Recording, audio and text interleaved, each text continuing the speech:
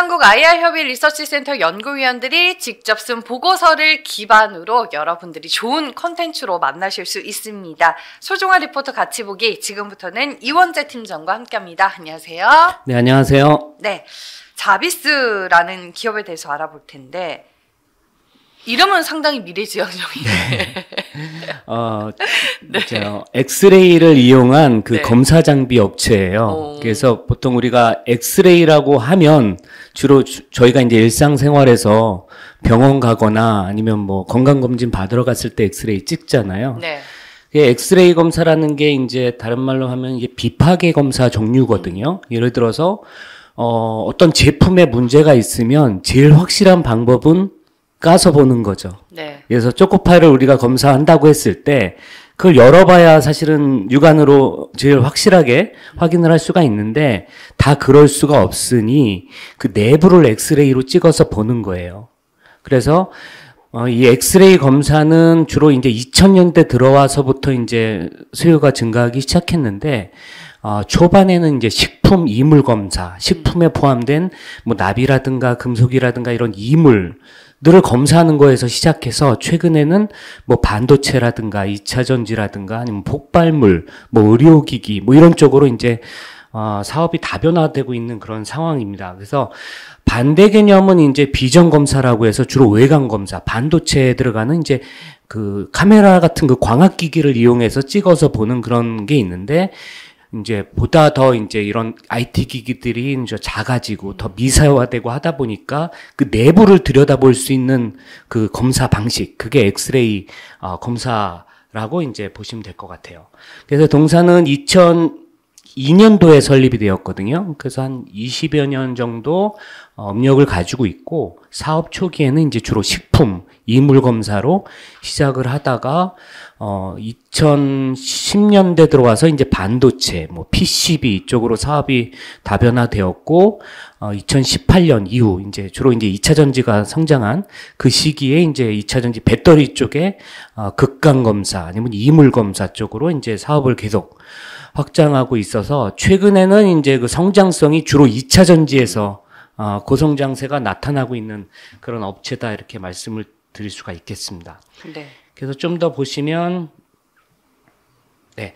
이게 올해 이제 아까 그 표지에서도 봤지만 라이징 스타 종목이거든요. 네. 이건 거래소에서 코스닥 기업에 대해서 선정한 그 기술력과 그 성장성을 이제 평가해서 선정하는 건데 올해 39개 업체가 선정되었거든요. 근데 29개 업체는 지난해에 이어서 재선정한 그런 케이스고, 자비스 같은 경우에는 올해 신규로 선정된 10개 업체 중에서 하나다 이렇게 보시면 될 것 같고, 상장이 2019년도에 됐거든요. 코넥스에서 이제 코스닥으로 이전 상장을 했는데 기술 특례 상장을 했어요.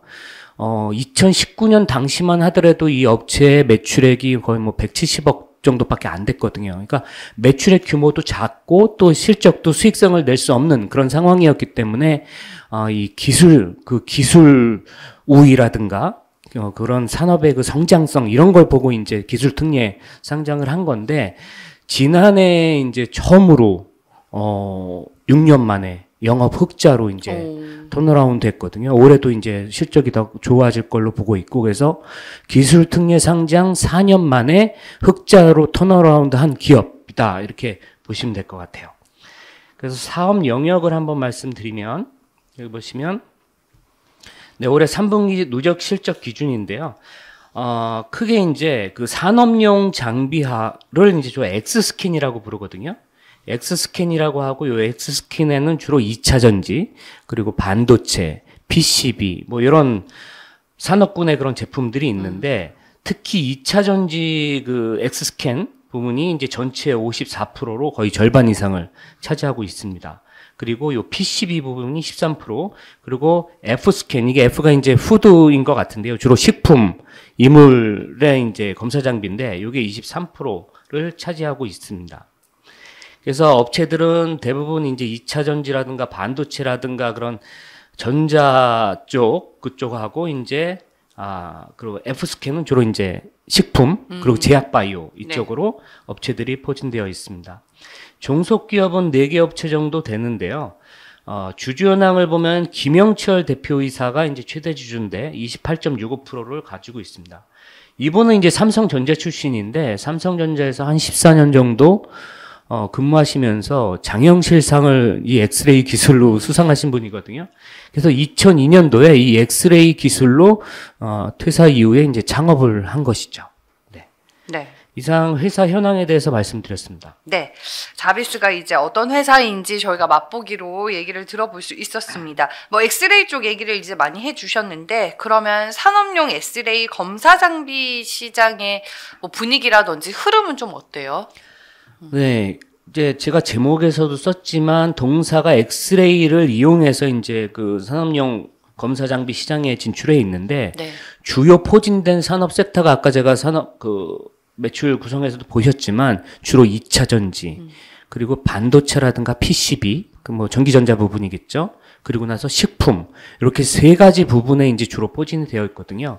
그래서 그 부분 검사 장비 산업에 대해서 이제 그 위주로 이제 설명을 드리겠습니다. 일단 엑스레이를 이용한 검사 방식은 아까 제가 말씀드렸지만 NDT라고 해서 비파괴 검사 방식이에요. 그래서 우리가 산업의 제품을 검사하는데 그것을 파괴하지 않고 까보지 않고 열어보지 않고도 엑스레이로 그 내부의 결함을 판별을 할 수가 있는 것이죠. 그래서 1970년대 주로 이제 반도체가 그때부터 이제 태동하기 시작해서 80년대 계속 반도체가 성장을 했는데 그때만 하더라도 주로 이제 비전 검사 아니면 이제 우리가 외관 검사라고 하는데 그렇게 카메라를 이용한 그런 비전 검사 방식이 이제 주류를 이뤘었거든요.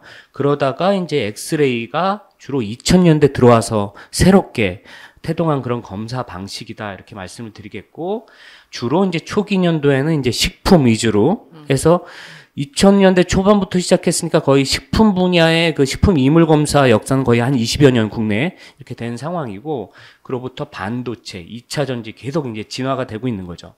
계속 이제 그 제품이 고도화되고 작아지고 미세화될수록 이제 그 검사하기가 너무 어려워지는 거죠. 외관 검사 장비로는 볼 수가 없는 거예요. 그 반도체 지금 막 HBM 만들고 하는데 그 내부를 어떻게 그 사진 찍어서 볼 수가 없잖아요. 그럴 경우에 이제 엑스레이를 이제 하게 된다는 것이고, 사람도 마찬가지잖아요. 병원 갔을 때 엑스레이를 2D로 찍었는데, 2차원으로 찍었는데, 엑스레이를 잘 안 보여요. 그럼 어떻게 되냐면 또 3D를 그렇죠. CT를 찍잖아요. 네. CT가 이제 컴퓨터 단층 촬영이거든요. 3D로.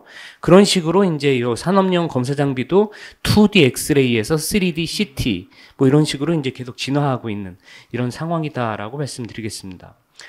그래서 첫 번째로 동사의 사업 비중에서 가장 높은 비중을 차지하고 있는 엑스레이 2차 전지 부분에 대해서 말씀드리면 이게 내부 검사를 할 수가 있기 때문에 사실은 배터리 폼 팩터 우리가 이제 파우치라든가 각형이라든가 원통형이 있지만 그거에 구분 없이 다 검사가 가능합니다. 그래서 기존에는 주로 이제 그 배터리 사이에 극과 극이 연결돼 있잖아요. 양극, 음극. 그 극간 검사 위주로 이제 진행이 되었다가 최근에 벤츠 전기차가 뭐 폭발하거나 화재 나거나 이런 경우가 있었잖아요. 배터리 화재 및 폭발 사고가 계속 이제 연이어서 나타나면서 최근에는 식품 검사처럼 배터리 안에 있는 이물 검사가 상당히 중요해진 상황이다. 그래서 기존에는 배터리 극강 검사 위주였으나 최근에는 이물 검사로 또 배터리 2D에서 이제 그 3D로 검사 장비가 이제 계속 진화하고 있는 이런 상황이다라고 말씀을 드리겠습니다. 근데 제가 뭐 2차 전지 쪽 말씀드리면서 계속 최근에 이제 캐즘에 대해서 말씀을 드렸는데 네. 2018년 이후로 2023년까지 뭐 계속 고성장을 했죠. 이 전기차하고 배터리 산업이. 그래서 거의 뭐 과거 5년간 뭐 40%대 이상의 그런 CAGR을 보였는데 지난해 뭐 한 33%대로 전기차 성장률이 꺼졌고 올해 들어와서는 뭐 SNE 리서치 그 전망에 따르면 한 16.6% 정도 성장할 거로 이렇게 보는데 올해 10월까지는 다행스럽게 보면은 그 전기차 성장률이 23.7% 이렇게 나타났거든요. 전년 동기 대비. 그래서 예상보다는 지금 잘 나오고 있는 상황인데 배터리도 마찬가지고요. 배터리도 이제 성장성이 두 자릿대가 20%대가 나오고 있는데 문제는 중국 위주의 성장이라는 거죠. 유럽하고 북미, 뭐 이런 아시아 지역의 주요 업체들, 특히 국내 배터리 3사들은 이게 성장성이 그렇게 높지 않거든요. 그래서 전체적으로 20%대 성장했는데 국내 3사로 보면 한 6%대로, 그래서 성장성이 많이 이제 과거에 비해서 이제 둔화되었고, 그게 이제 배터리 그 시장의 그런 전기차 시장의 캐즘하고도 맞닿아 있는 그런 상황이고요. 또 그 미국 대선에서 어쨌든 트럼프가 되면서 더 우려가 지금 커진 상황이잖아요. 바이든 정부의 그런 IRA 법안이 지금 완전히 폐지될 그런 상황으로 있고, 특히 2차 전지 부분에 대해서, 전기차 부분에 대해서 세액 공제를 아예 노골적으로 이제 폐지하겠다, 이런 정책으로 가고 있는 것 같고, 또 미국의 테슬라의 대표인 또 일론 머스크가 트럼프 2기 정부의 또 장관이 됐잖아요. 효율성 부른가요? 그 장관이 돼가지고 그 정부의 이제 재정을 슬림화하는 그런 첫 번째 이제 쪽으로 이제 오히려 자기 회사가 이제 전기차 회사인데도 불구하고 세액 공제를 지금 폐지하려고 하고 있거든요. 근데 장기적으로는 그렇게 됐을 때 자기들의 경쟁사들이 먼저 도산하거나 이제 그렇게 수익성이 악화될 우려가 뻔하니까, 그렇게 되면 결국은 적자 생존으로 테슬라가 살아남을 거다, 이렇게 보는 건데, 어쨌든 그런 정책들이 전체 시장에는 지금 다운사이클로 가는 그런 상황이 아니냐, 이런 우려가 지금 2차 전지 시장에 있는 게 사실입니다. 그리고 식품 부분인데요. 식품 부분은 지금 동사의 캐시카우였습니다. 2차 전지가 2020년도 이후로 이제 본격 성장하기 전까지, 그러니까 2002년도에 동사가 설립되고 계속 줄곧 이제 이 식품 분야가 이제 동사의 캐시카우였다는 거죠. 그래서 소득 수준이 계속 올라갈수록, 선진국으로 진입할수록 이제 사람들이 먹거리 문화의 그 안전에 대한 중요도가 더 인식이 커지잖아요. 그러면서 이제 그 식품 이물에 대한 그 검사 장비 수요가 커지고 있는 거죠. 그래서 이 부분은 지금까지도 계속 진행 중인 그런 상황이고요. 다음은 이제 반도체인데요. 아직 동사에서 반도체 그 검사 장비 매출 비중이 높게 차지하고 있지는 않은데, 특히 PCB 쪽은 상당히 그래도 비중이 높게 차지하고 있거든요. 결국은 뭐 PCB라는 게 반도체하고 연결되는 거니까요. 보면은 주로 반도체 최근에 그 유행이랄까요? 보면 미세화되고 있으면서 고집적화, 고단화되고 있잖아요. HBM이라는 것도 그런 거고, D램을 뭐 8단, 12단 이렇게 쌌잖아요. 그러면서 성능은 계속 높아지고, 결국 되게 이제 미세화되면서 그 검사를 결국은 기존에는 외관 검사 장비, 그 비전 검사 위주로 이제 했는데, 예를 들면 뭐 인텍플럭스라든가 뭐 파크 시스템스라든가 고영이라든가 이런 업체들 다 이제 외관 비전 검사 장비 업체들이거든요. 그런 업체들 위주였는데, 최근에는 그런 시류의 흐름 때문에 이제 엑스레이를 이용한 그런 내부 검사 장비가, 비파계 검사 장비가 수요가 커지고 있다는 것이죠. 그래서 동사도 최근에 이런 반도체 첨단 공정에 들어가는 그런 공정에 들어가는 검사 장비를 지금 개발해서 이제 계속 이제 수주가 좀씩 커질 걸로 이렇게 예상을 하고 있습니다. 네. 그러면 이제 투자 포인트로 볼 만한 요소가 뭐 여러 가지가 있을 텐데, 2차 전지 검사 장비에 대한 기술력은 어느 정도인지, 그리고 어떤 부분에 우리가 모멘텀을 좀 크게 볼 수 있는지, 이런 것들 위주로 설명을 해 주시죠. 네, 첫 번째 투자 포인트로는 역시 동사에서 가장 큰 매출 비중을 차지하고 있는 데다가 최근 5년 사이에 가장 큰 성장세를 보이고 있는 2차 전지 검사 장비 부분이 이제 중장기로 봤을 때 장기 성장 동력이다, 이렇게 말씀드릴 수가 있을 것 같습니다. 보시면 2020년도에 이 2차 전지 검사 장비 매출액이 9억 원에 불과했거든요. 그러다가 올해 지난해 121억 원, 올해 190억 원으로 이게 4년간의 이제 매출액 증가율, 연평균 증가율 CAGR이 114%나 달합니다. 거의 매년 연평균 2배 이상 성장을 했다는 것인데요. 이 검사 장비의 기술력이라고 하면 크게 세 가지를 들 수가 있습니다. 첫 번째로는 해상도, 사진이 잘 찍히냐. 두 번째로는 스피드, 빠르기.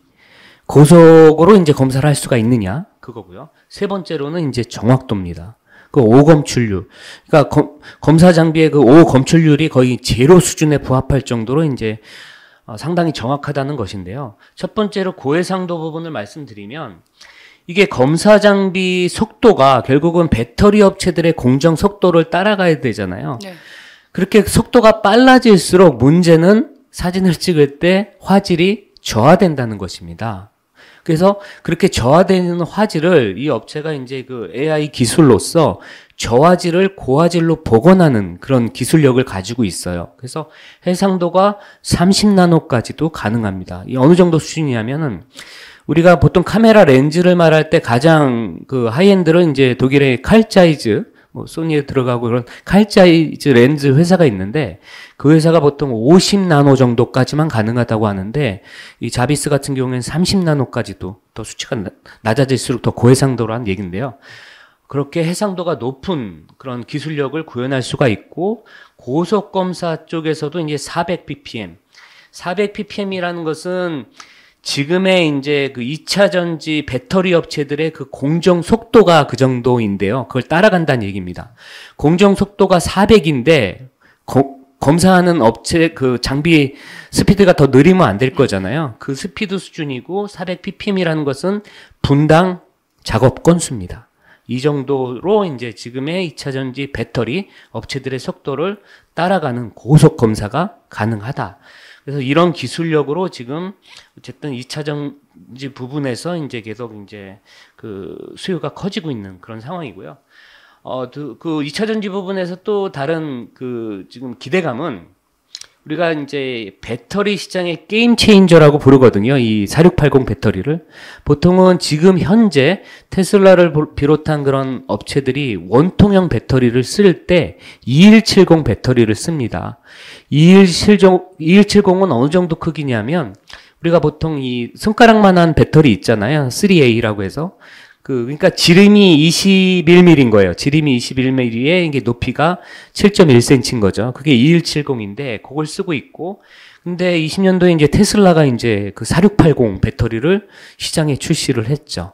그래서 앞으로는 4680이 이쪽 원통형 배터리 시장의 주류가 될 것 같은데 4680 말 그대로 폭은 거의 2170에 비해서 2배 이상 커지면서 46mm가 되는 거고, 그리고 높이는 80mm가 되는 거죠. 이렇게 되면은 배터리 용량과 출력이 거의 5배에서 6배가 커지고 주행 거리도 거의 기존 배터리에 비해서 20%가 늘어난다는 이런 그런 배터리인데, 그거를 이제 국산 장비로 이제 대체하는 그런 국산화 그 개발 과제에, 그 국책 과제의 동사가 주요 개발사로 지금 선정이 된 상황입니다. 그래서 지금 개발 단계에 있는 상황이고 27년까지 지금 개발하게 되어 있고요.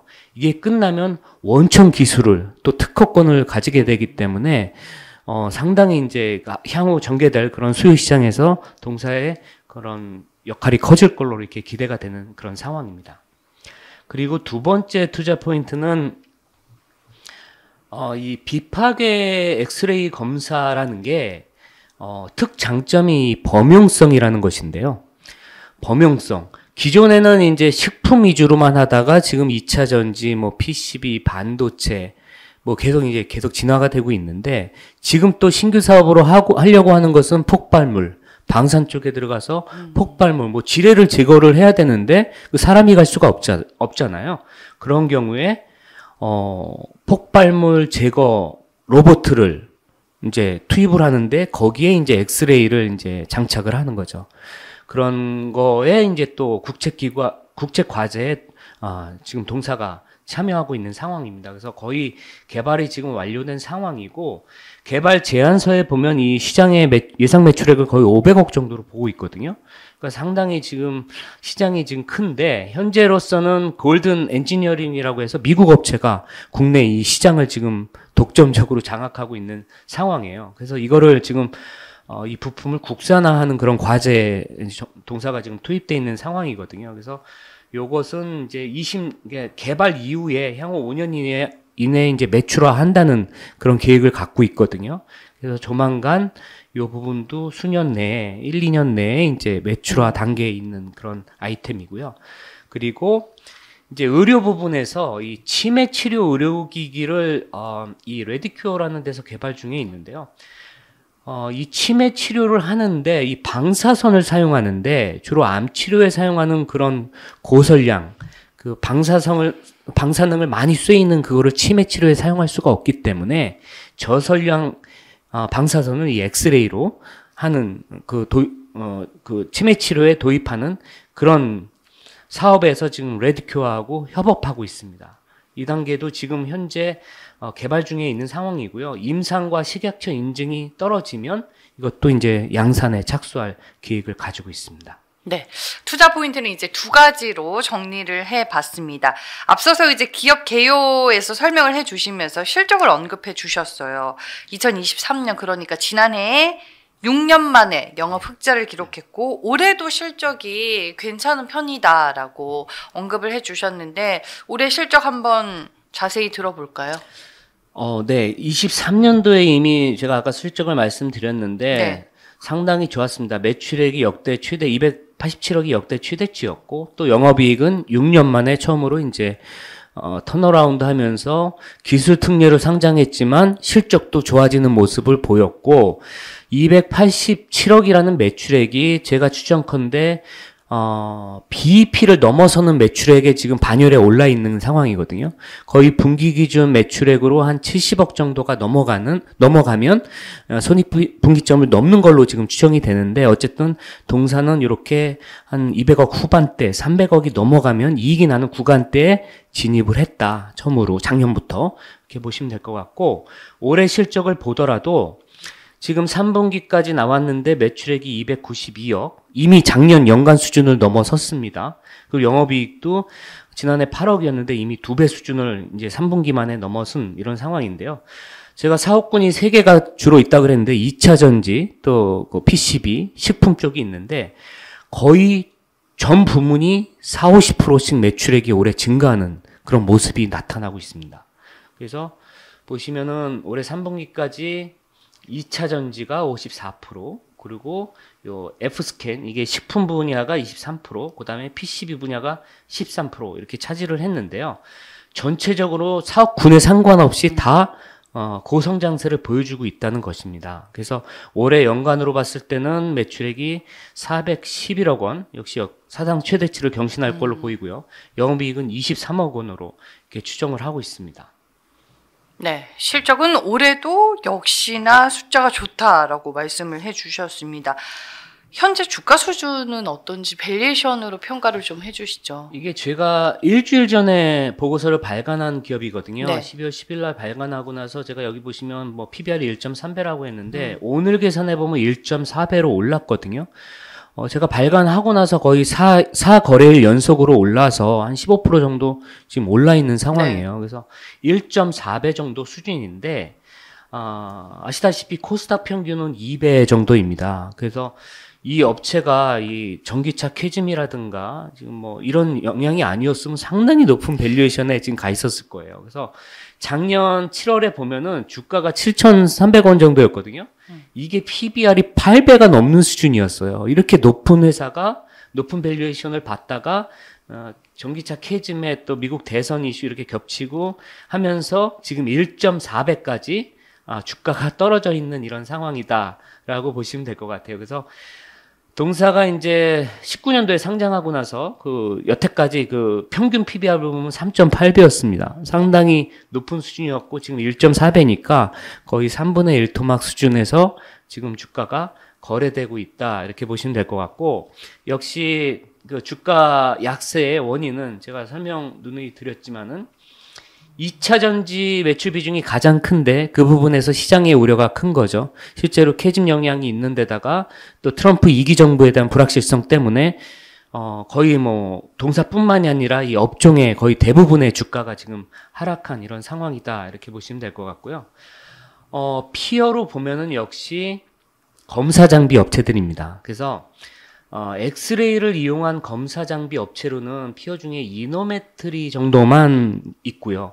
근데 특이한 것은 이노메트리는 엑스레이를 이용한 검사 장비 업체다. 그래서 2차 전지 부분에선 동사하고 거의 흡사한 그런 사업 구조를 가지고 있다고 보시면 될 것 같은데, 문제는 이노메트리는 2차 전지에만 특화된 업체예요.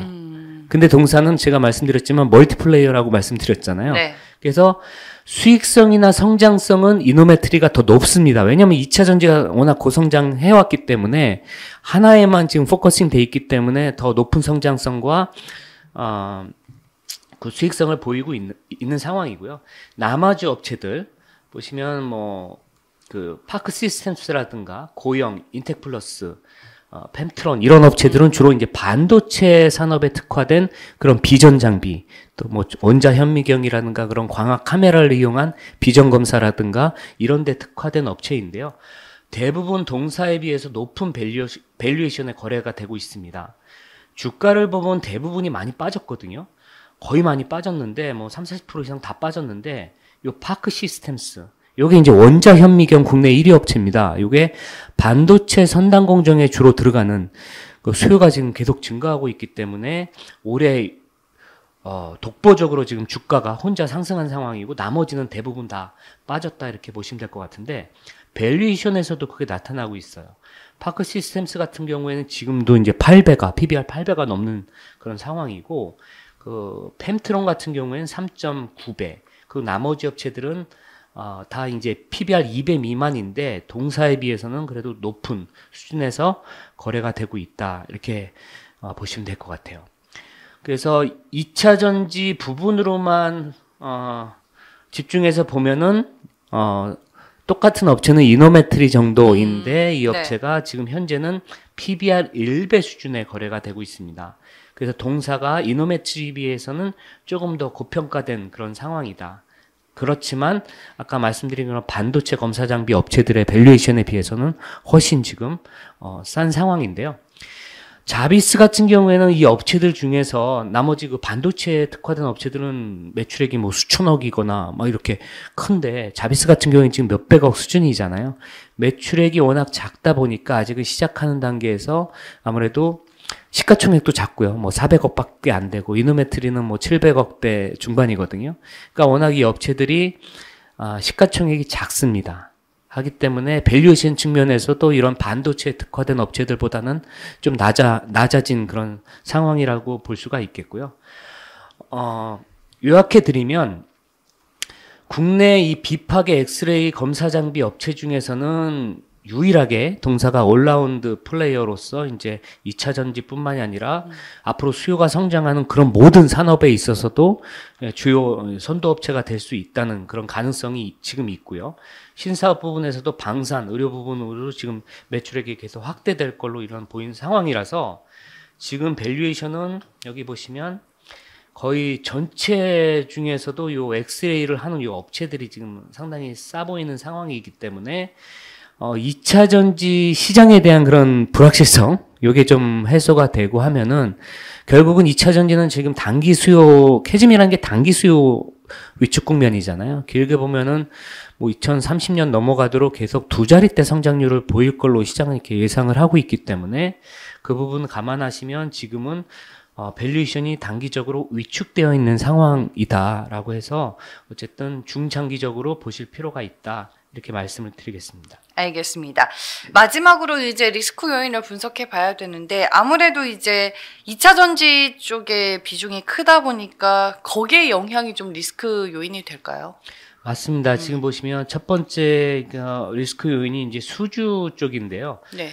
23년도 이 수주 총액을 보시면 381억까지 증가했었습니다. 이때 2003년도 1월에 동사가 이제 BOSK라고 해서 이제 SK랑 포드가 이제 합작한 북미 배터리 합작법인이 이제 글로벌 SK라고 있잖아요.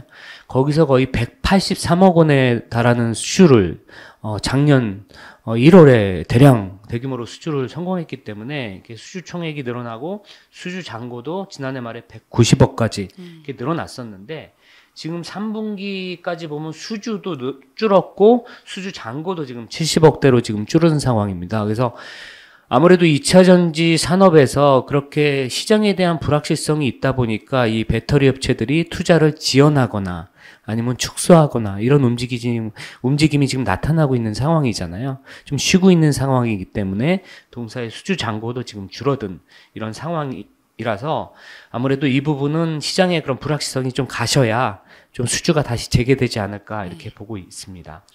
두 번째로는 말씀하신 그 전기차 시장의 캐즘 영향인데요. 일단 성장률이 계속 하락하고 있는 상황에서 지금 어쨌든 이 미국의 그 정책 불확실성이 지금 커지고 있는 상황이고요. 이 부분 아직 이제 트럼프가 이제 곧 이제 이기 정부가 시작되는데 결국은 이제 배터리 정책을 어떻게 가져가느냐, 그 IRA 정책을 완전히 폐지하느냐, 아니면은 일부 축소하느냐. 그 국내 업체들이 다 지금 완성체 업체들이나 배터리 업체들이 뭐 합작법인이든 단독 투자든 미국에 지금 진출하고 있는 상황인데 그 투자가 정상적으로 이어질 수 있느냐. 이 부분이 지금 관건이기 때문에 미국의 정책의 방향에 따라서 이 부분 정해지게 돼 있다. 이 부분은 아직까지도 지금 리스크 요인으로 남아있는 그런 상황이다라고 말씀드리겠습니다. 네, 알겠습니다. 오늘 자비스라는 기업에 대해서 저희가 분석을 해봤고요. 지금까지 이원재 팀장과 함께했습니다. 오늘 말씀 고맙습니다. 네, 수고하셨습니다. 네, 소중한 리포터 같이 보기 다음 함께할 한국 IR협의 리서치센터 연구위원은 김선호 연구위원입니다. 안녕하세요. 안녕하세요. 네. 오늘 이제 신대양 재지에 대해서 소개를 해주실 예정입니다. 골판지라고 하면 저희가 이제 흔히 접하는 이제 택배 상자를 많이들 떠올리실 것 같은데 이름에서도 드러나다시피 종이를 만드는 회사죠. 예, 맞습니다. 일단 골판지는 우리 주변에서 흔히 볼 수 있는 각종 물건의 포장 및 보관에 쓰이는 두꺼운 갈색 상자 종이를 말합니다. 섬유제품, 전자제품, 식품, 의약품 및 농수산물 등 각종 제품의 내용물 보호를 목적으로 공산품 및 소비재의 포장재료로 널리 사용되고 있습니다. 2023년 기준으로 골판지 원진 생산량은 546만 톤으로 기록해서 353만 톤을 생산한 2004년 이후 연평균 2.3% 성장했습니다. 이 부분을 말씀드리는 이유는 종이가 일반적으로 인식하는 게 성숙산업으로 수요가 주는 산업도 있는데 이 골판지 산업 같은 경우에는 수요가 꾸준히 는다는 부분을 말씀드리고 싶습니다. 일단 골판지 밸류체인을 볼 때 이 표를 염두에 두시면 좋을 것 같고요. 일단은 원재료로부터 골판지 원지를 생산하는 골판지 원지 업체가 있고요. 골판지 원지로부터 골판지 원단 및 상자를 만드는 골판지 원단 및 상자 업체가 있습니다. 이렇게 이 업체가 골판지 원지를 만드는 업체인지 또는 원지를 가져와서 원단 및 상자를 만드는 업체인지 구분해서 보시면 좋을 것 같습니다. 먼저 원지 말씀드릴 텐데요. 원지는 이 그림에서 보시면은 표면지, 골심지, 이면지 이렇게 세 개로 구분해서 보실 수가 있고요. 이 표면지에는 겉표면이기 때문에 상품명 또는 상품 제조원이 인쇄됩니다. 그래서 좀 더 품질이 좋은 펄프가 들어가게 되고요. 그 다음에 나머지 70% 정도는 수입 고지랑 국산 고지를 배합해서 표면지를 만들게 됩니다. 그에 비해서 골심지와 이면지는 좀 단가가 싸다고 보시면 되고요. 그 이유는 원재료가 고지가 100%이기 때문입니다. 골판지 원지를 제조하는 공정은 종이를 만들기 위해 원료를 조성하는 조성 공정과 완료된 원료를 종이 모양으로 성형하는 초지 공정으로 구분이 됩니다. 그림 보시면은 골판지 원지의 재료들을 섞은 다음에 여기서 이제 불순물들을 제거하고 이제 제거한 것들을 농축합니다. 그 다음에 이제 종이 형태로 길게 늘린 다음에 압축 탈수하고 압착 건조해서 이렇게 돌돌돌돌 말아서 골판지 원단 및 원단 업체에게 납품을 하게 됩니다. 원단은 이렇게 만들어진 원지사로부터 구매한 표면지, 골심지, 이면지를 연속적인 공정을 통해서 여러 장의 종이를 모아서 골판지 원단을 형성하도록 설계된 골게이터를 통해서 합지됩니다. 이 그림 보면 좀 쉬우실 텐데 이렇게 각각의 원지들을 이렇게 끌어다가 이 함대 모아서 열을 하고 그 접착제를 붙여서 하나로 가공한다고 보시면 될 것 같습니다. 이게 골판지 원단을 제작을 하는 거고요. 그리고 이제 골판지 상자 업체는요, 이 원단을 구매해서 상자를 제조하는 업체를 일컫습니다. 이 산업의 중요한 특징인데 수요처 및 생산제품의 특성에 맞도록 재단과 인쇄가 이루어지는 100% 주문 생산 방식에 의해서 거래가 이루어지고 있습니다. 부피가 커서 운송 비용이 높아 포장 수요 지역에 분산 분포하는 지역 산업 특성이 있습니다. 그래서 우리나라 많은 산업들이 중국으로부터 수입되는 제품들이 고생을 하고 있는데 이 골판지 같은 경우에는 국내 내수 산업의 특성을 띠고 있다. 수입품으로부터 크게 영향을 받지 않는다. 그 부분이 장점으로 보시면 될 것 같습니다. 이제 업체들의 이익을 말씀을 드릴 텐데요. 2022년 기준으로 골판지 원지 업체는 27개, 골판지 원단 업체는 56개, 상자 업체는 567개입니다. 이 사업체 개수만큼 희소성이 원지 업체가 높다고 볼 수 있고요. 이게 수익률하고도 연동된다고 보시면 될 것 같습니다. 골판지 원지 업체의 이익을 결정하는 이익을 결정하는 것은 결국 원자재 가격, 그러니까 고지의 가격을 원지 가격에 연동시킬 수 있는지 여부가 중요한 건데요. 원지 업체들의 영업이익률을 살펴보면은 원지 업체들은 충분한 협상력을 갖고 있는 것으로 보입니다. 상위 5개사, 아세아제지, 신대양제지, 삼보판지, 테린페이퍼, 한국수출포장 계열의 회사들을 중심으로 가점화되어 있기 때문입니다. 2023년 기준으로 점유율이 72.6%입니다. 이 가점 5사의 주요 골판지 원지 업체들의 평균 영업이익률 추이를 보시면은 18년부터 급격하게 올라서 높은 수준을 유지하실 수 있는 것을 보실 수가 있습니다. 골판지 원단 업체 같은 경우에는요, 오히려 단순 가공 마진에 가깝습니다. 업체는 골판지 원지를 매입해서 원단 및 상자로 가공하는 역할을 하고 있고요. 2000년부터 2023년까지 주요 가점 5사의 영업이익률 추이를 보시면은 상단도 제한되어 있고 하단도 제한되어 있는 모습을 보실 수가 있습니다. 그래서 원단 업체들, 원단 및 상자 업체들 같은 경우에는 원지를 사다가 단순 가공한다. 그래서 가공 마진을 얻는다라고 이해하시면 좋을 것 같습니다. 이 산업의 역사와 관련되어 있는 부분인데요. 제가 이제 골판지 시장에서 높은 점유율을 차지하는 5개 기업을 묶어서 가점 5사라고 불렀는데요. 골판지 시장에 대응하는 개별 기업에는 전략의 차이가 있었습니다. 그래서 재무제표를 살펴보면서 각사의 전략의 차이점을 좀 비교해 보이려고 하고요. 오늘은 신대양 제지만 말씀을 드릴 텐데 이 자료를 보면은 나머지 4개사 자료도 있으니까 참고하시면 좋을 것 같습니다. 신대양 제지 같은 경우에는요, 원지 생산이 중심이 된 가운데 골판지 및 상자 업체를 보유하는 구조로 보시면 될 것 같습니다. 이 출자 현황 보시면요, 신대양 제지가 대양제지공업, 신대양제지반월, 대형포장, 광신판지, 신대양판지, 대양판지 지분을 들고 있는 구조로 이해하시면 되고요. 신대양제지는 1998년 광신판지 지분 확보를 시작으로 골판지 원단 및 상자 업체에 대한 지분을 늘려왔습니다. 2002년에는 대형포장, 23년에는 신대양판지, 2006년에는 대양판지에 대한 지분을 확보했습니다. 이후 증자나 시장에서 지분을 확보해 나가면서 서서히 골판지 원단 및 상자 업체에 대한 지배력을 확대했고요. 2017년에는 대양제지의 지분을 확보하면서 종속회사로 편입했습니다. 그래서 크게 2000년대에서 2010년대에 골판지 원단 및 상자 업체를 인수했던 것, 그리고 2017년에 대양제지의 지분을 인수했던 걸로 나눠서 보시면 될 것 같습니다. 이 표 보시는 법 말씀드리자면은 97년 대양판지 같은 경우에는 지분을 들고 있지 않다가 2006년부터 지분을 취득을 해서 보시면은 그 지분을 이렇게 늘린 것으로 표를 보시면 되고요.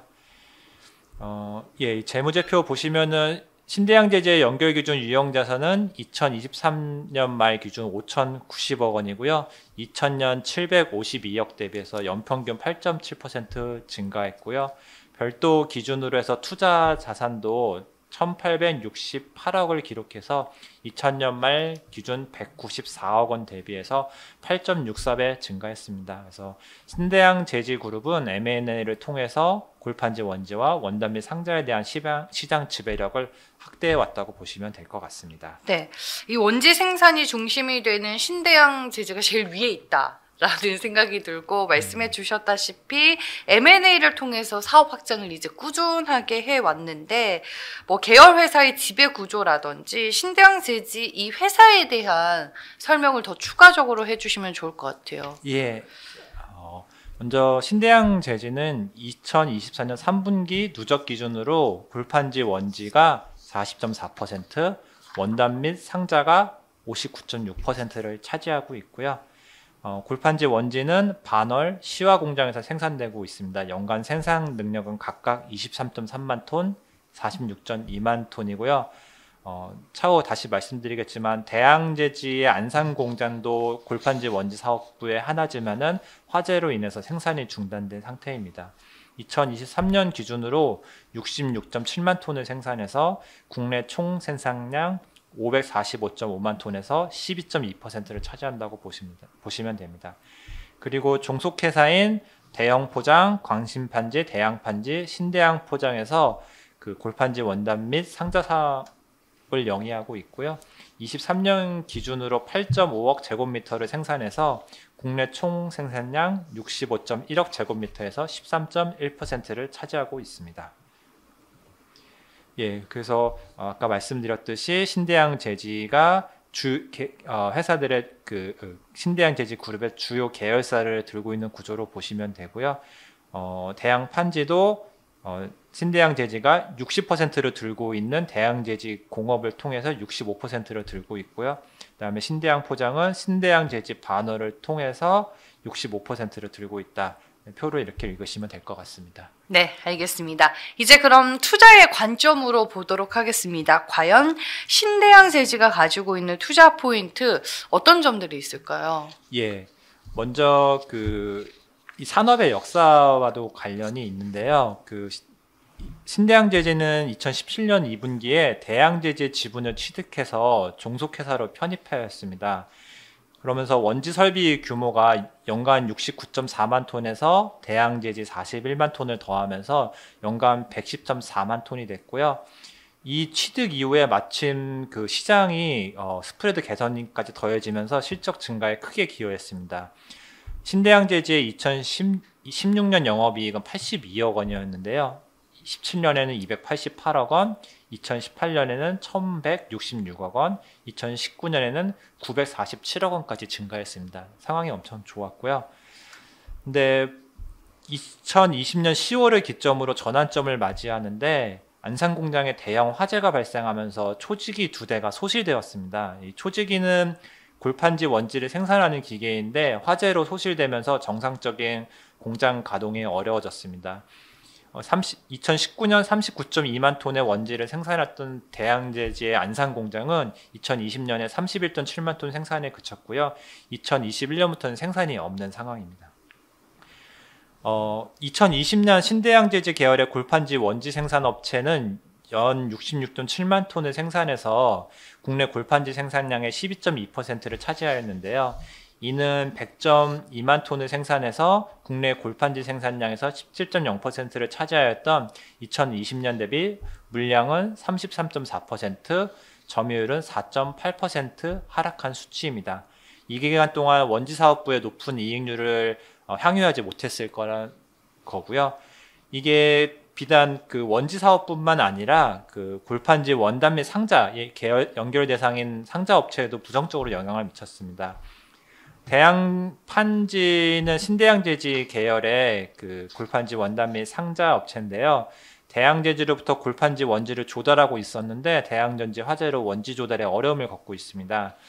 대양판지가 생산한 골판지 규모는 2019년에 2.6억 제곱미터였는데요. 23년에 2.2억 제곱미터로 축소됐습니다. 하지만 이 기간에 시장 규모는 7.2% 확대되었거든요. 그래서 시장이 확대되는 기회를 누리지 못했다라고 보시면 될 것 같고요. 대형 포장도 똑같은 이야기입니다.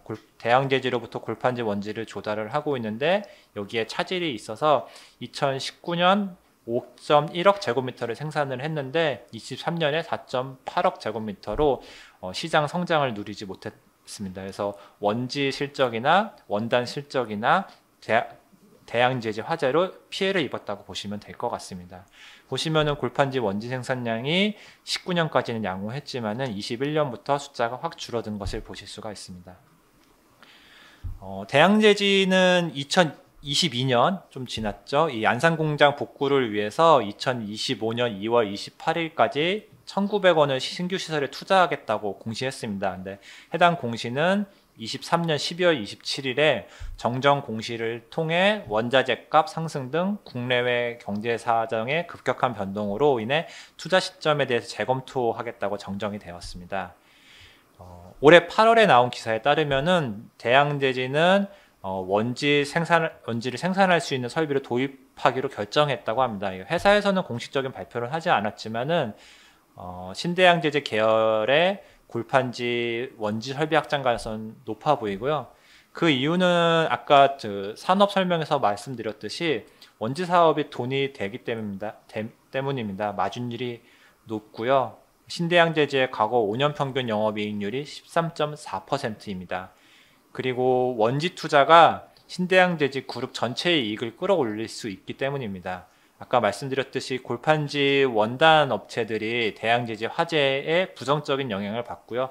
그 말은 대양제지가 다시 증설을 한다면은 다시 혜택을 볼 수 있다는 것으로 해석할 수 있을 것 같습니다.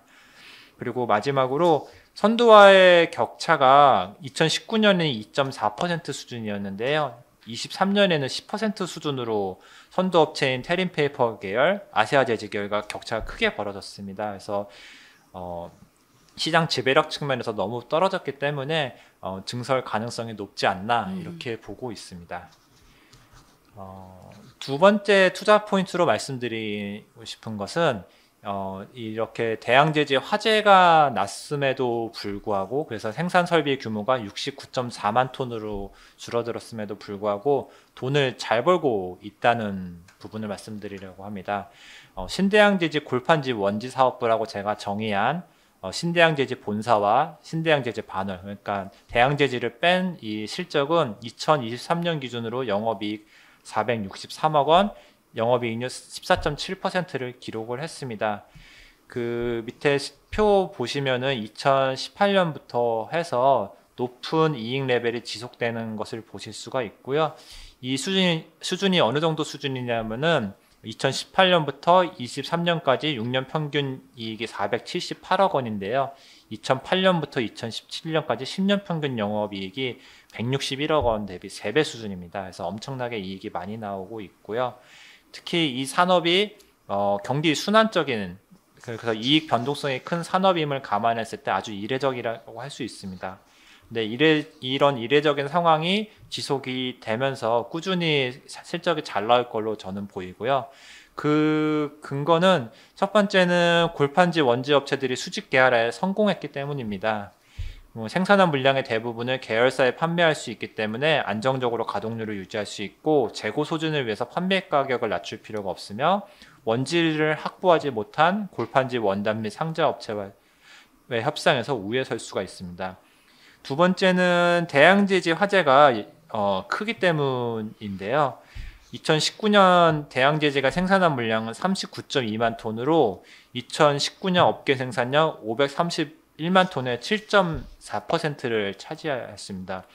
그래서 2004년부터 2023년까지 19년 평균 연간 수요 성장률이 2.3%임을 감안하면 수급 균형을 위해 매년 10만 톤 이상의 증설이 필요한데요. 설비 능력의 41만 톤의 대양저지 화재는 골판지 원지 공급 능력을 4년 전으로 되돌린 셈이기 때문에 공급이 좀 부족한 상황이다라고 해석할 수가 있습니다. 그리고 경쟁 측면에서도 그 상위 5사, 가점 5사가 유리하다고 판단을 하고 있는데요. 가점 5사를 제외한 골판지 원지 업체들의 수익성이 낮습니다. 비교적 규모가 큰 업체들로 꼽히는 전주페이퍼, 아진PMP, 한솔페이퍼텍, 영풍재지, 진영재직공업의 2023년 실적을 보시면은 합산 실적이 영업이익률 1.1%를 기록했는데요. 신대양재지의 골판지 원지 사업불 14.7%와 상당한 격차가 있습니다.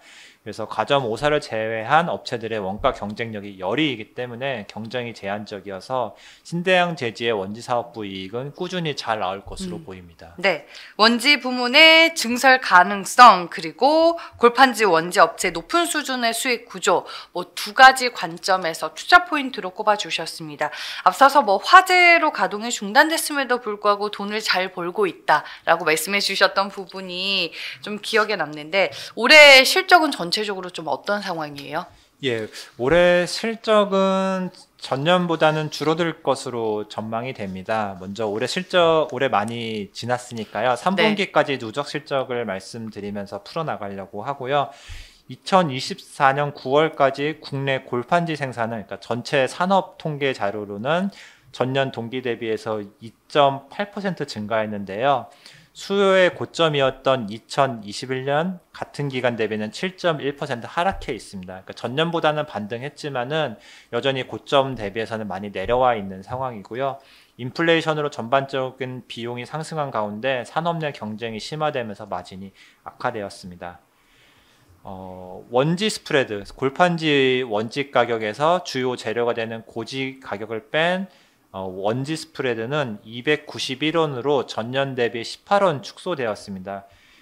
다음 페이지 보면은 차트를 그려놨는데요. 2023년 대비해서 이 스프레드가 빠졌고 당연히 실적이 빠질 수밖에 없는 상황이라고 보시면 될 것 같습니다. 별도 기준으로 신대양재지의 영업이익은 120억 원으로요. 전년 동기 대비 267억 원 대비 54.9% 하락했습니다. 신대양재지를 비롯한 골판지 업체들이 7월과 8월에 거쳐 골판지 원지 가격 인상을 발표를 했고요. 9월부터 본격적으로 인상된 가격의 원지를 판매하고 있습니다. 그래서 이거를 24년이라고 봤을 때 이게 일정 부분 올라와서 끝나게 될 것 같고요. 25년에는 더 개선된 실적을 보일 거라고 보시면 될 것 같습니다.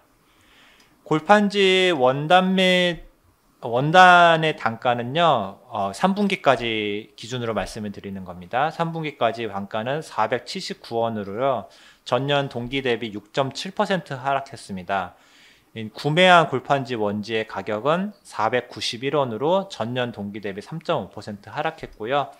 골판지 원지 가격 하락으로 원가율 개선이 2.5% 정도 있었을 것으로 저는 추정을 하는데 판가가 6.7% 하락했으니까 판가 하락폭이 더 컸다고 보시면 될 것 같고요.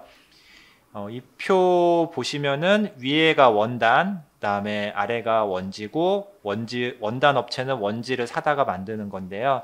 일단은 단위가 다른 거는 유의해서 보셔야 될 것 같고 보시면은 원단 가격이 더 많이 빠졌는데 원지 가격은 덜 빠졌습니다. 그래서 그만큼 스프레드가 축소됐다고 보시면 될 것 같고요. 그래서 분기로 실적 가능한 대형 포장의 영업이익은 45억 원으로 전년 동기 영업이익 104억 원 대비 56.7% 하락했고요. 3분기에는 영업 적자를 기록을 했습니다. 그래서 그 원지 쪽 같은 경우에는 3분기를 저점으로 4분기에는 판가를 올리면서 실적 개선이 있을 것 같고요. 예상이 되고 그리고 원단 및 상자 업체들은 4분기에 그 상자 업체 제조업체 중심으로 그다음에 2025년 1분기에는 상자를 구매하는 최종 고객들을 중심으로 가격 인상이 진행될 전망입니다. 그래서 가격 인상이 완료되기 전까지는 실적이 부진할 것으로 보이고요. 그렇기 때문에 24년 매출액은 0.2% 증가하는데 영업이익은 전년 대비 44.3% 영업이익률은 전년 대비 4.1%포인트 하락할 것으로 보입니다. 네. 올해 실적에 대해서 이제 분석을 해 주셨고, 일단 내년 같은 경우에는 가격 인상이라는 모멘텀 존재하고, 실적 개선 또한 기대해 볼 수 있는 시점이 될 것 같습니다. 신대영 제재의 밸류에이션에 대해서도 분석해 주시죠. 예, 저 히스토리컬 PBR 보시면은 하단에서 거래되고 있고요. 20년 이후 0.4배에서 0.8배 사이에서 움직였습니다. 그것을 감안하면은 지금 하단에서 거래되고 있고요. ROE 이렇게 보시면은 신대양 재직 이 PBR 밴드 차트와 비슷하게 신대양 재지의 ROE가 하락하는 모습을 보실 수가 있습니다. 2021년에는 11.3%를 기록을 했는데 24년에는 5.7%까지 하락할 것으로 전망이 되고요. 25년에는 아까 단가 인상 말씀드렸지만 그로 인해서 24년보다 개선될 것으로 보입니다. 골판지 원지 단가가 인상되고 그리고 판지 부분도 1분기 순차적으로 실적이 개선될 것으로 보입니다. 그래서 적정 PBR의 주요 변수인 ROE가 개선되면서 25년에는 현재보다는 더 높은 PBR 밴드에서 거래되지 않을까 싶습니다. 알겠습니다. 마지막으로 참고할 만한 리스크 요인으로는 뭐가 있을까요? 예, 그 대양재지, 골판지, 원지에 대한 투자가 한 차례 늦어진 부분 말씀을 드렸었는데요. 이렇게 늦어진 배경에는 골판지 수요 둔화 우려가 있는 것으로 보입니다.